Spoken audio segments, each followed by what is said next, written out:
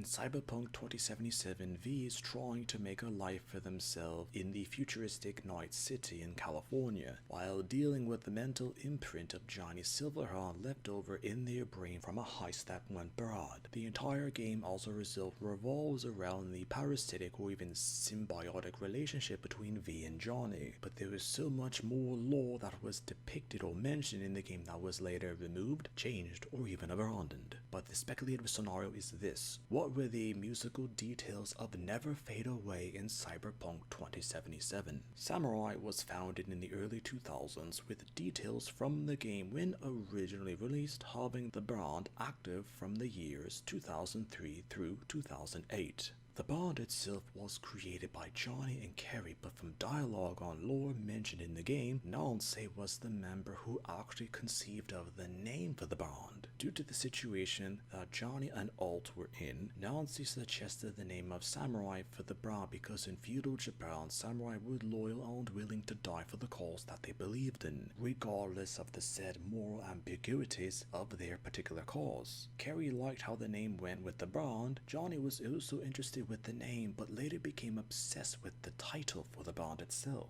as ironically Johnny became blind to the other circumstances around him and ignored everything in his never-ending war against Arasaka, and Nancy later regretted suggesting the samurai name for the band. Despite Johnny's natural skills as a musician and samurai having potential, the band was considered by popular opinions to be basic and improvised, and even only played in various bars and clubs of Night City at the time. In 2003, through circumstances, Samurai was signed to Universal Music of the time. The then lead producer at Universal Music, Jack Masters, who saw the potential in Samurai, or rather noticed that Johnny Silverhand in particular had potential, as Jack was one of the first to proclaim that Johnny would become the greatest guitar player to have ever lived. Soon after, the band was made official within a 3-week period after being signed by Jack. Their first official single, Blistering Love, with a follow-up album, became one of the few times where a debut band and song achieved such a status in such a short amount of time. While Samurai had its initial success, it was mostly due to the single album released in 2003. In 2007, an event occurred that would change the fate of the band as well as the members associated with it. Nancy had then recently begun a relationship with an unidentified man, and while Johnny and Kerry were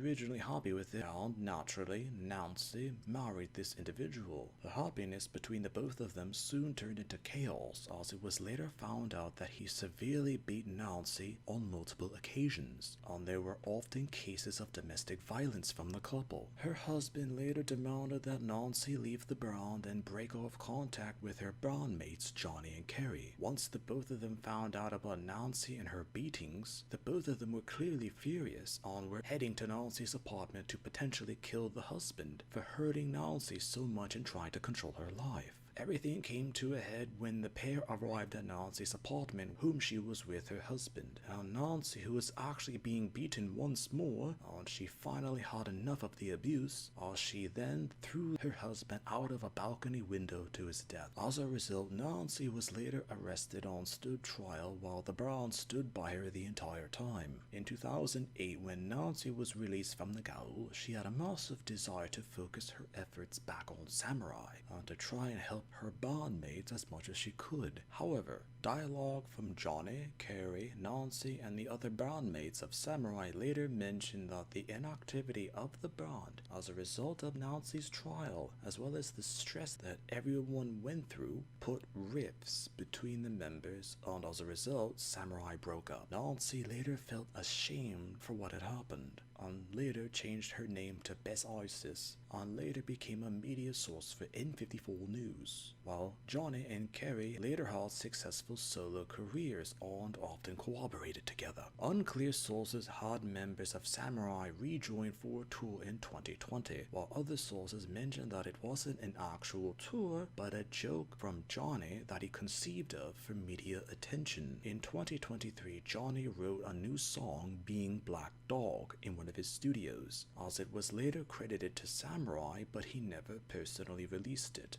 as it and most of his newer songs with plans for a resurgence with Samurai were lost as a result of the Arasaka headquarters bombing and the quote-unquote death of Johnny Silverhand. After his death fighting against Arasaka, Johnny Silverhand became a legendary figure in resistance against the mega corporations that dominated Night City or even American society of the time, and was later considered to be the greatest guitar player officially to have ever lived. After the destruction of the old net, nearly all of Samurai's songs on pieces that Johnny Silverhand personally worked on were lost. As a result of everything and a lack of credible records, most of the facts and even legacy of Samurai went from fact to fiction and even legends. Due to the bombing incident at Arasaka, most records pertaining to details for Samurai were lost as mentioned. However, the single of Never Fade Away was the one song mentioned and referred to most in the entire game. The details originally had Johnny Silverhand write and compose the song for a 2013 release in the Cool Metal Fire album,